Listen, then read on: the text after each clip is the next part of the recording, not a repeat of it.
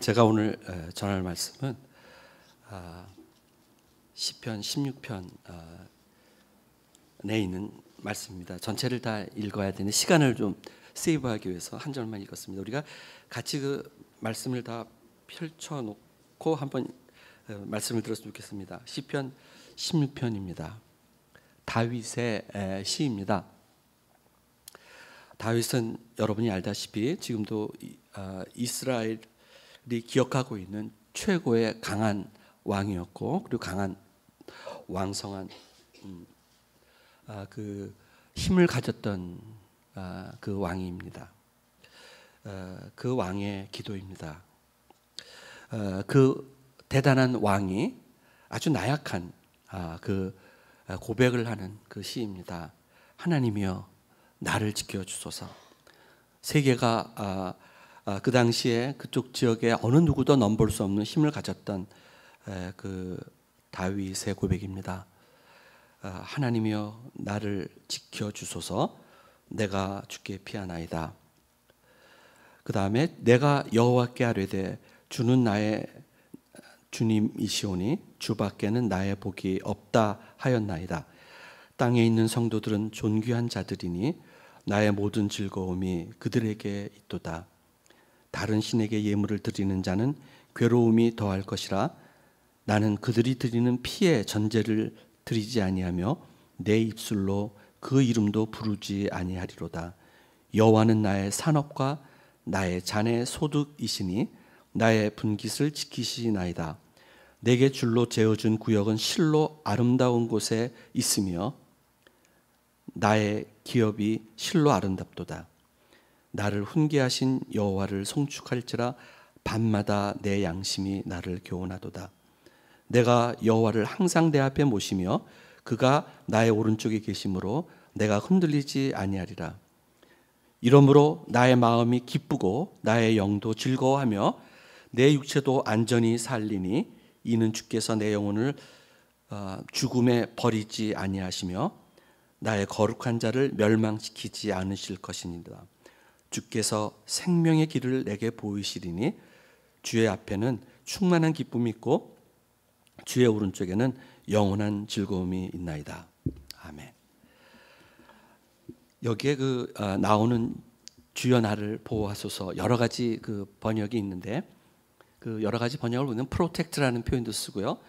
또 하나는 preserve라는 단어를 씁니다. preserve는 보통 음식이 부패될 때 음식이 부패하지 않도록 방부제라고 그러죠. 그런 거죠. 다윗은 왜 이런 고백을 했을까요? 다윗 안에 썩어가고 있는 것을 자기가 보았기 때문에 그렇습니다. 훌륭한 왕이었고, 그리고 그가 어느 누구보다도 참 하나님을 사랑했던 그 다윗이 안에 썩어가고 있는 것을 보았던 것입니다. 여러분이 여러분 안에 그런 모습을 볼 수 있습니까? 축복입니다.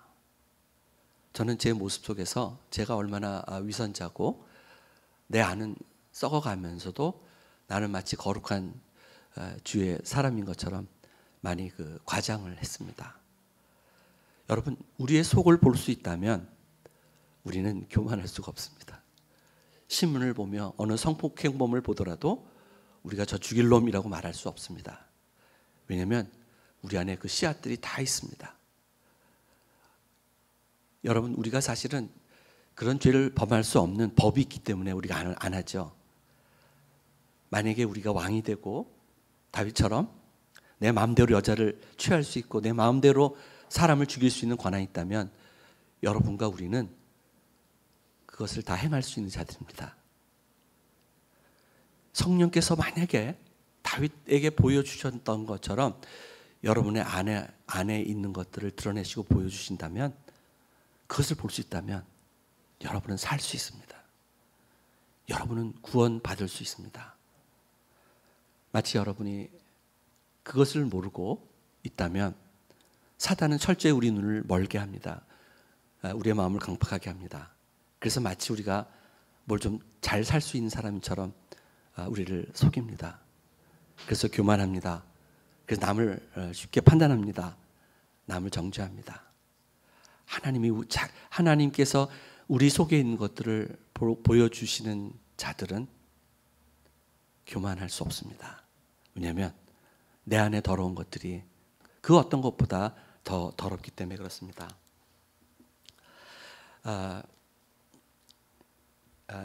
예레미야서에 보게 되면 이런 말씀이 나옵니다.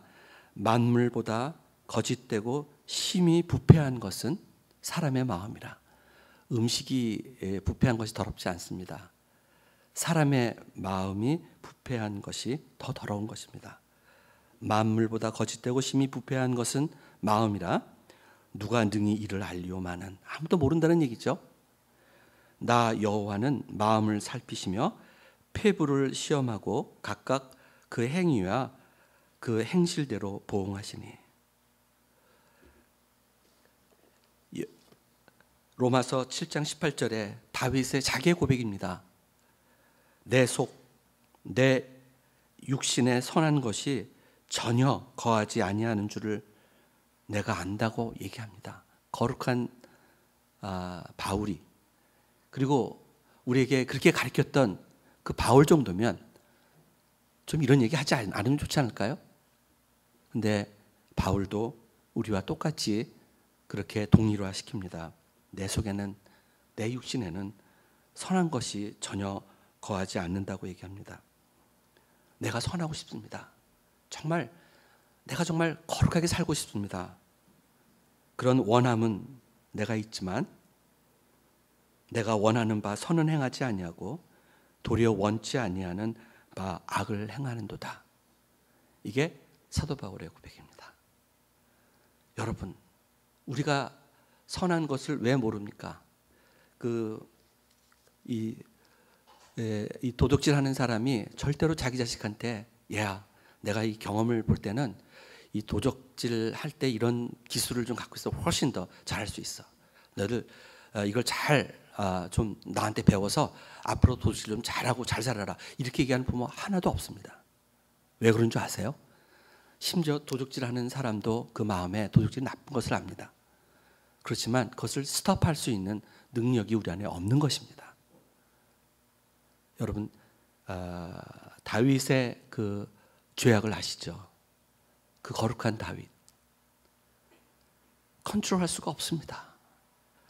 자기 썩어 있는 것이 어떻게 해결할 방법이 없습니다. 그래서 지금 하는 고백이, 하나님, 나를 보호하소서. 내 마음에 그런 부패해 있고 썩어져 가서 이제 결국은 죽을 수밖에 없는 나를 좀 보호해 주소서. 내가 죽게 피하나이다.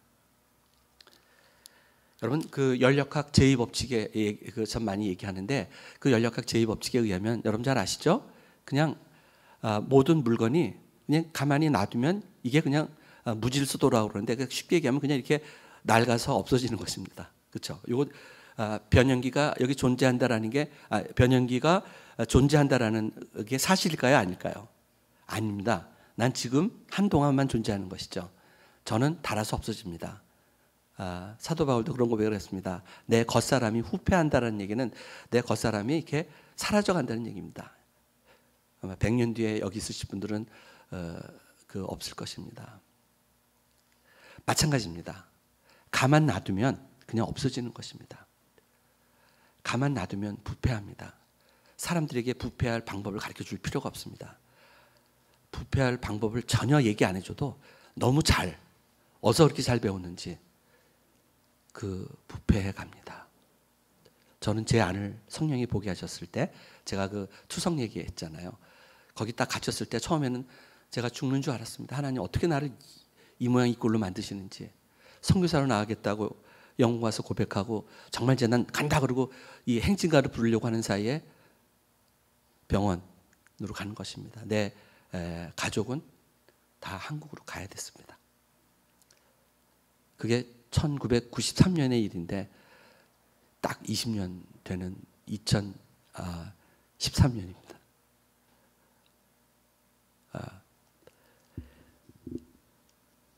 여러분, 여기 하나님의 우리를 지키신다고 하는 의미를 여러분이 깨달을 수 있으면 좋겠습니다. 하나님의 지키심이 얼마나 애절한 것이고 얼마나 필수적인 것이며 그것이 삶과 죽음을 결정하는 아주 중요한 요소라는 사실을 여러분이 이 시간 알 수 있기를 원합니다. 여러분이 그것을 알 때에 하나님을 여러분의 구주로 모실 수 있습니다. 여러분이 어떠한 필요를 못 느낄 때 주님이 여러분 도울 수가 없습니다. 사두개가 바리새인들이 사람 판단하고 그들이 자기가 의인이라고 떠들 때 예수님께서 하신 말씀이 있습니다. 내가 의인을 부르러 온 것이 아니라 죄인을 부르러 왔다고 하는 사실입니다. 여러분 스스로가 의인이라고 생각한다면 하나님 여러분과 상관없습니다. 여러분들이 남보다 낫다고 끝까지 우겨대신다면 여러분 하나님과 상관이 없습니다. 하나님과 상관이 있는 자는 병자입니다. 하나님과 상관이 있는 자는 문둥병자들입니다. 아무 감각이 없어지고 아무것도 할 수 없는 그에게 오시는 것입니다. 여러분이 내가 무엇을 할 수 있고 나에게 능력이 있고 내가 가진 모든 이런 것이 있다라고 하면서 난 이것으로 살 수 있다라고 여러분 스스로 속이고 있다면 주님은 여러분에게 필요 없습니다. 주님은 여러분 안에서 일하실 수 없습니다. 우리는 정치가 썩었다고 얘기하고 인격적으로 이게 디스토트된 많은 인간성을 상실한 사람들의 모습을 보죠. 성격이 삐뚤어집니다. 오늘날 우리 한국 사회에서 일어나고 있는 이런 모든 문제들을 깊이 가보면은 그들에게 깊은 요인이 있습니다. 상처가 있습니다. 아픔이 있는 것입니다. 썩어져 간 것입니다. 어떤 우리들은 썩어져 가면서도 그래도 이런 관계가 있어서 그것을 우리 스스로가 절제하고 조절하고 하는 거죠. 나는 선교사이기 때문에 내가 내 속에 있는 것들을 이렇게 여러분에게 다 드러내지 않지만 여러분이 나를 생각해 줄 때 좀 좋게 생각해 주는 걸 제가 원하잖아요. 근데 그게 아니라는 것입니다. 사도 바울이 얘기했듯이 내 안에 악한 것이 거한다고 고백했듯이 그렇지 않습니다. 그렇지 않습니다. 우리 안에 썩어져 갑니다. 어느 순간에 내 안에 더러운 것이 들어와서 내 안에 딱 자리를 잡고 있을 때 하나님은 보이지 않습니다. 그분이 나에게 필요하지 않습니다. 여러분 문둥병을 얘기하죠. 문둥병은 이미 그 죽어버린 인간으로 옛날에 성경에서 취급을 해서 아예 쫓아버립니다. 그 문둥병이 어떤 병인지 여러분 아시잖아요. 감각이 없는 것입니다. 찔러도 아픔을 못 느끼고 그리고 어떠한 자극을 주어도 그 자극을 느낄 수 없는 게 문둥병자입니다. 신앙적으로 하나님의 말씀이 여러분에게 깨달아지지 아니하고 그 말씀이 여러분 그저 귀에 흘러가고 아무 감각이 없는 거라면 여러분은 영적인 문둥병자입니다. 제가 영적인 문둥병자였듯이 그렇습니다. 마치 비행기 타고 저기 타고 여기저기 막 돌아다니면서 모든 무슨 일을 하더라도 아무 의미가 없습니다. 그 생명을 여러분의 열정으로 대체할 수 없습니다. 여러분의 새벽 기도로도 대체할 수 없습니다. 여러분이 교회에 드리는 열정으로도 해결할 수 없습니다. 속지 마십시오. 제 얘기가 아니죠. 그날에 많은 자들이 와서 내가 주의 이름으로 행한 기적과 역사를 다 얘기합니다. 주님이 난 널 모른다고 하는 것입니다. 여러분이 주님을 안다면 여러분도 주님을 압니다. 로마서 요한복음 10장에 보게 되면 양들의 비유가 나오죠. 목자가 양의 음성을 듣습니다. 그리고 양이 목자의 음성을 듣고 따라갑니다. 물론 가끔 듣고서도 도망가는 양들도 있지만 듣고서 도망가는 것입니다. 여러분 하나님의 음성이 들립니까? 여러분 그 감각이 여러분에게 있습니까? 다윗의 그 감각이 없어졌을 때 그는 엄청난 범죄를 저질렀습니다. 여러분 그 우리아가 얼마나 대단한 장수인지 아시죠? 이 다른 성경에 보게 되면 그 장수의 명단에 몇 명, 그 이스라엘을 지키는 그 장수 몇 명 명단에 나오는 아주 훌륭한 장수입니다. 힘만 좋은 게 아니었죠. 부하들 생각했죠. 내 부하들이 지금 전쟁터에 있는데 내가 어떻게 들어가서 내 아내와 잠을 자겠습니까? 라고 했던 그 훌륭한 장수를 세상에 그런 불공평한 일이 어디 있습니까? 왜 그 사람이 죽어야 됩니까? 다윗이 죽어야죠. 여러분 우리 안이 이 부패되어져 갈 때 감각이 없어집니다. 내가 무슨 짓을 하고 있는지, 내가 무슨 말을 하고 있는지, 남에게 욕을 바가지로 하고 싸우고 와서도 마음이 평안합니다. 아닙니다. 성령이 얼마나 슬퍼하시는 줄 아십니까? 그때 우리는 애통하게 됩니다. 성령이 근심하는 것을 우리가 느낄 때 회개가 나오는 것입니다. 성령으로 하지 않으면 우리가 죄를 죄로 깨닫지도 못하고요, 회개도 회개로 하지 못합니다. 다윗이 하나님 나를 보호하소서라고 하는 이 고백 속에는 주님, 나 정말 어떻게 할 수가 없습니다. 어떡하죠? 나 정말 큰일 났어요. 나 살려주세요. 라고 하는 그 고백입니다. 너무 점잖게 표현되어 있어요, 여러분이. 여러분, 문둥병자는 감각이 없고, 감각이 없다는 얘기는 그 블러드 서큘레이션이 안 된다는 얘기죠. 그 피의 그 순환이 안 되면서 살이 썩어가서 떨어지는 것입니다. 생명이 있다는 것은 그 핏줄이 그 모든 그 우리의 몸에 흐르기 때문에 이 모든 그 몸이 건강하고 생명이 있는 것입니다. 사도 바울의 고백 중에 로마서 7장 24절 이런 말이 나옵니다. 아까 그런 고백을 한 다음에 주님 어떡하죠 내가? 사도 바울도 그랬죠. 내가 정말 너희들이 보기에는 선하게 보이지만 내 속에 정말 얼마나 악한 것인지 모른다. 내가 정말 나도 선하게 살고 싶어. 근데 그 사망의 법이 또 나를 주장하면서 내게 몰려와. 난 어떡할까? 그러면서 하는 얘기가 오라 나는 곤고한 사람이로다. 똑같은 얘기죠. 어떡하죠? 하나님, 사도 바울이 누가 이 사망의 몸에서 나를, 내 이 죽음에 지금 죽어가고 있는 이 몸 속에서 누가 나를 건져내겠습니까? 라고 하는 고백입니다. 여러분, 사도 바울이 그랬습니다. 다윗이 그랬습니다. 근데 여러분 안에 썩어가는 걸 모릅니까? 우리는 문둥병자인 것이죠.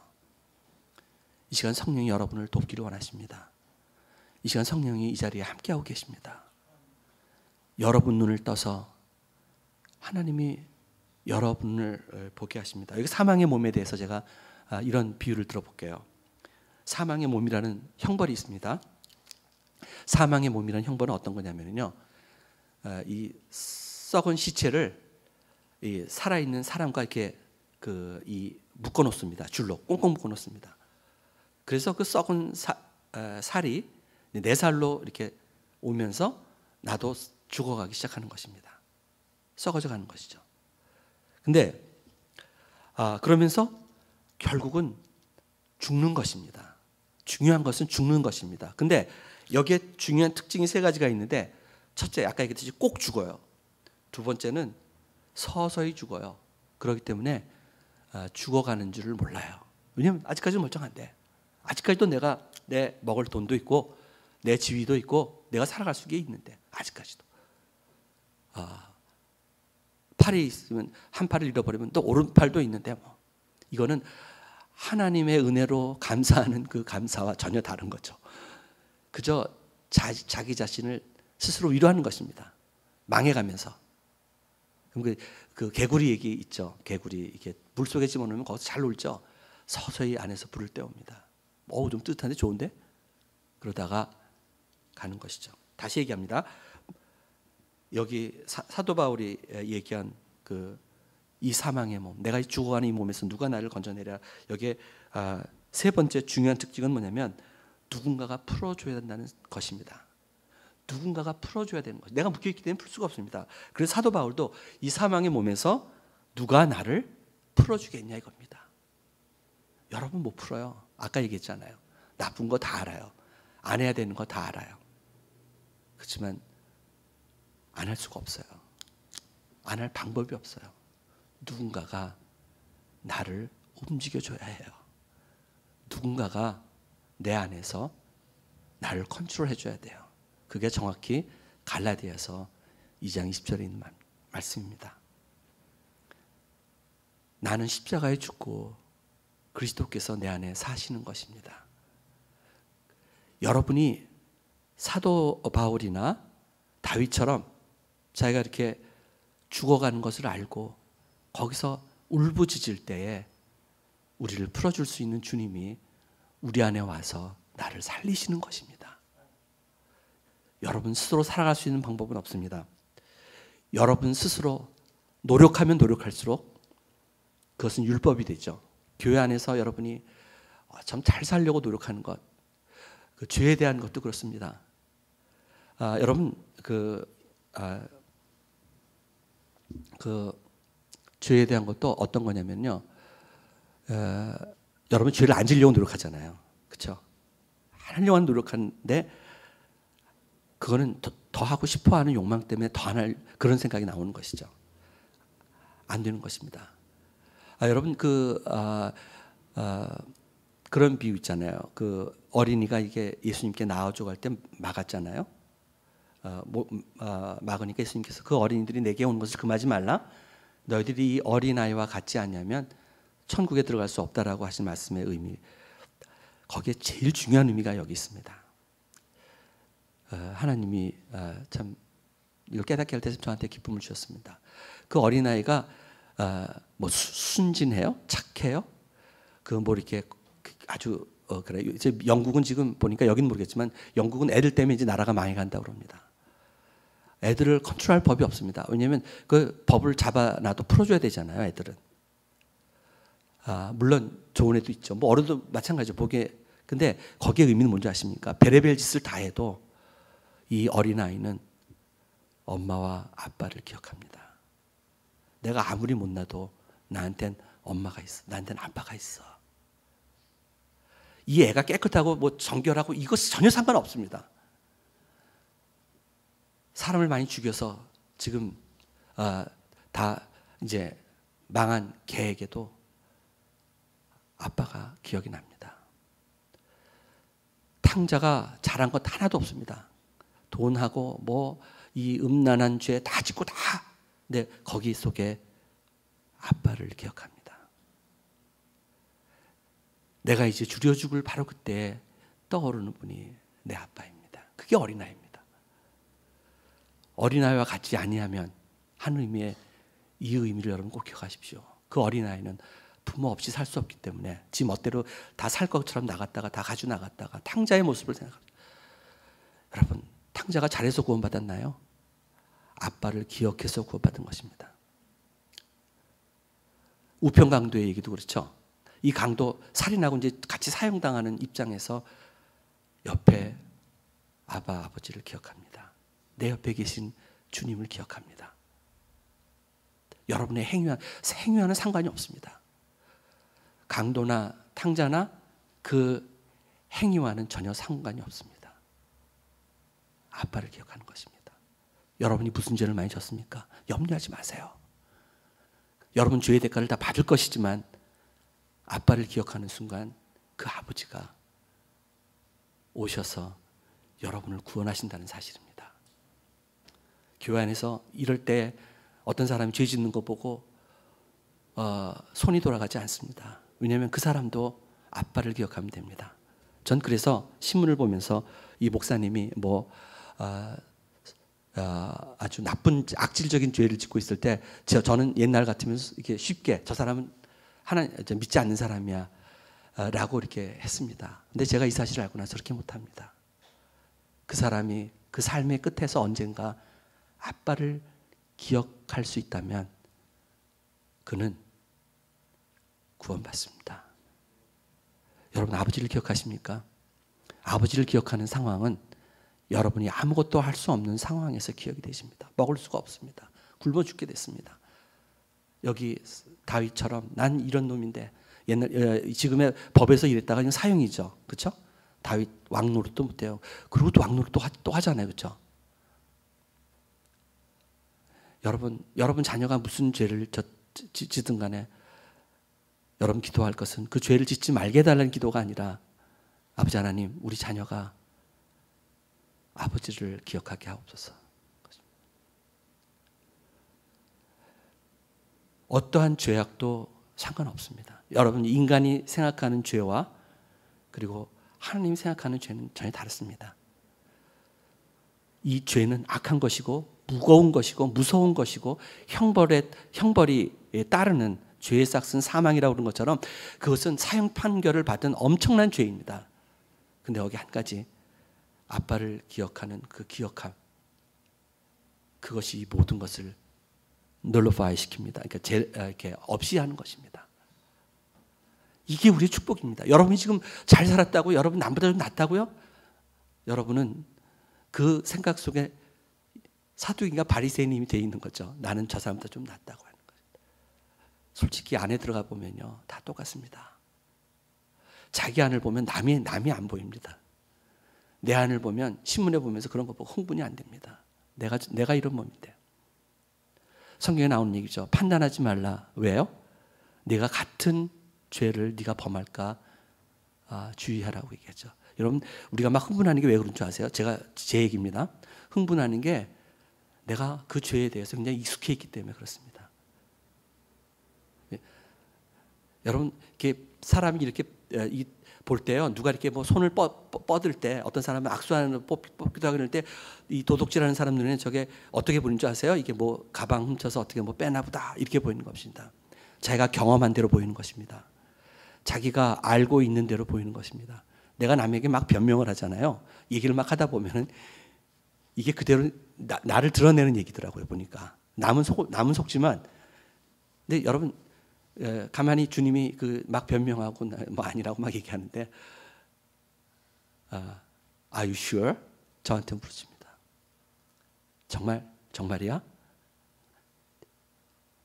그때야 내려놓게 됩니다. 그때 내 모습을 봅니다. 제가 사실은 이게 인트로덕션도 지금 안 됐는데, 제가 이제 끝내야 될 시간이기 때문에 제가 좀 마무리하겠습니다. 그 시편의 고백 중에 다윗의 고백이 이것입니다. 허물의 사함을 얻고 그 죄의 가려움을 받는 자가 복이 있다고 그랬습니다. 죄가 앉아서가 아니죠, 그렇죠?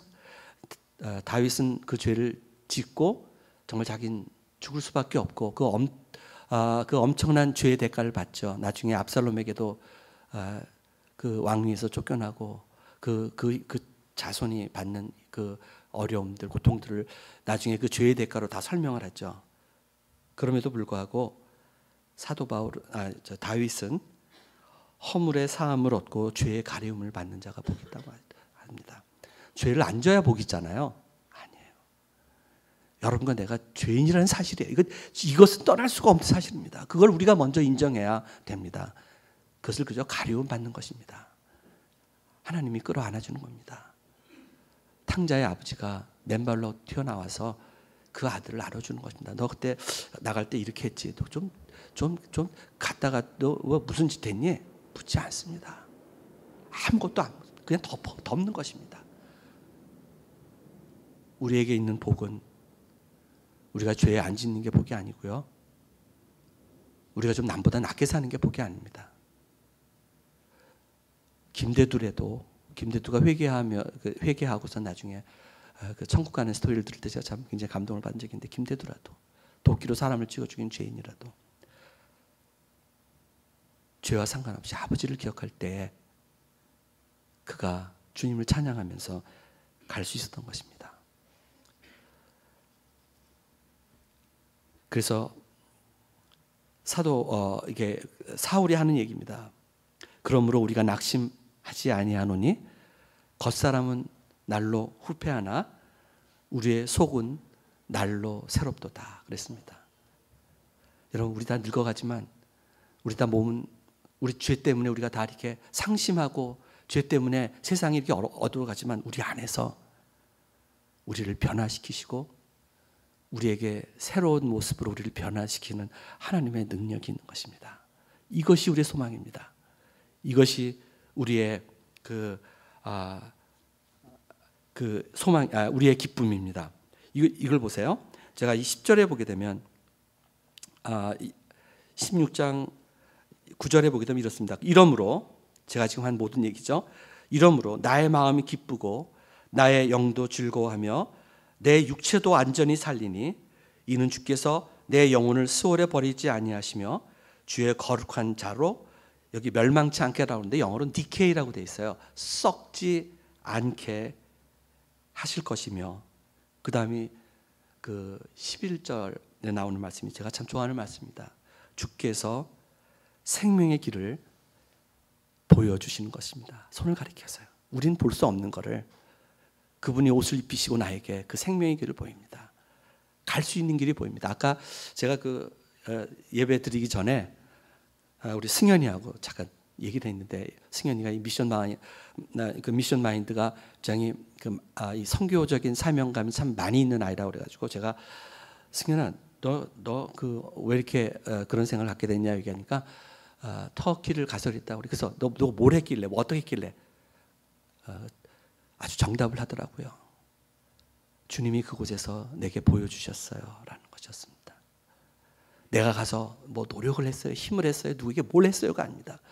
주님이 그의 생명의 길을 그 아이에게 보이시니까 그 길로 가고 싶은 것입니다. 여러분, 그 길이 보입니까? 하나님이 그 길을 보이기 원하십니다. 그 길을 보는 자에게 주님이 우리 안에 들어오셔서 나를 변화시키시고 나로 하여금 거룩하고 온전하게 만드신 것이죠. 내가 거룩한 것처럼, 내가 온전한 것처럼 너희도 온전하라. 영어로 perfect라는 단어를 쓰죠. 어떻게 우리가 거룩해질 수 있습니까? 거룩해질 수 있는 자는 자기의 부패함을 아는 자들이고, 그 거룩한 자는 자기가 얼마나 하나님 앞에 거룩하지 못한 자를 아는 바로 그 자들이 하나님께서 우리 안에서 그의 모습으로 만드시는 것입니다. 여러분, 우리의 이 회복될 모습이 어떤 모습인 줄 아세요? 저는 그걸 생각하면서 제가 참 웃고 즐거워했던 적이 있습니다. 내 모습을, 이게 성경은 회복의 역사죠, 그렇죠? 죄인이 의인돼서 우리가 그분의 모습으로 회복되는 것입니다. 근데 어떻게 제가 그렇게 회복이 될까요? 여러분, 교만하게 생각하지 마세요. 저는 그렇게 될 것입니다. 하나님이 제게 약속하셨기 때문에 그렇습니다. 여전히 난 죄인입니다. 여전히 내 머릿속에, 내 마음속에 품는 생각 속에서 얼마나 난 처절한 죄인인지 모릅니다. 그렇기 때문에 매일 저는 통곡을 합니다. 마음이 상합니다. 시편에 또 다윗의 고백이죠. 주께서 구하시는 예배는 상한 심령이라 라고 얘기합니다. 먼저 여러분을 보십시오. 절망하세요. 얼마나 내가 없고 내가 얼마나 정말 불쌍한 자인 걸 보세요. 그리고 거기서 이 기도를 드리세요. 하나님, 나 살려주세요. 하나님, 나 안 돼요. 내 힘으로 안 돼요. 하나님이 나를 도와주세요. 내가 주께 피하겠습니다.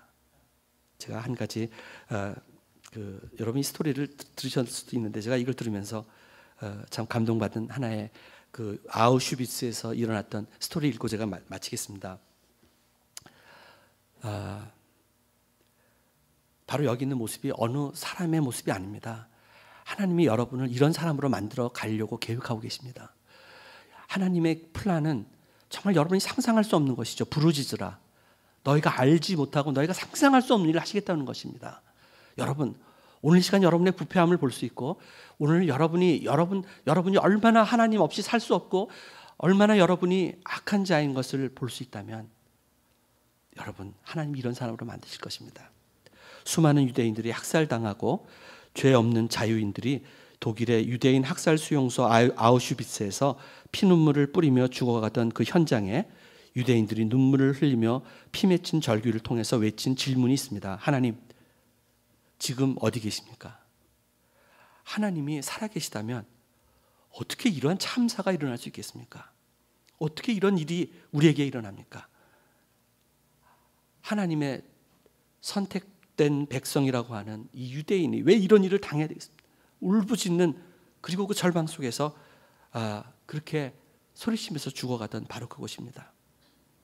그런데 연합군이 이 수용소를 탈환하고 한 병사가 이 수용소의 벽을 조사하다가 한쪽 벽면에 쓰여진 찬송가의 가사를 발견하고는 깜짝 놀랐습니다. 그것은 어느 그리스도인 유대인의 주이시 크리스찬의 어떤 신앙의 고백으로 기록해 놓은 찬송가 가사였습니다.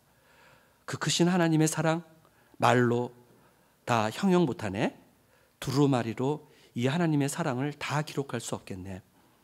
바다를 먹물 삼아도 하나님의 사랑을 기록할 수 없겠네. 이 지옥 같은 수용소에서 초조하게 죽음을 기다리며 하나님의 이 지극한 사랑이라니 웬 말입니까? 좀 더 자세히 이 놀라운 고백 앞에서 아연 실색하여 바라보던 병사의 눈길이 그 아래 아주 조그맣게 쓰여진 글자가 눈에 띄었습니다. God is here. 하나님이 여기 계십니다. 저들은 이 고통과 절망의 극한 상황에서도 수용소 벽면에 글씨를 써놓으며 놀라운 하나님의 사랑을 간증하고 있었습니다.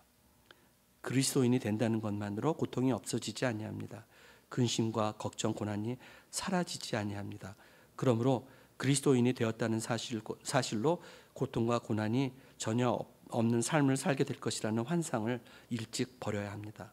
불신자와 똑같은 골짜기와 바다와 계곡을 통과하도록 주님은 우리를 만드셨습니다. 그러나 불신자와는 다른 약속들을 제자들에게 주셨습니다. 세상 끝날까지 내가 너와 함께 하겠다.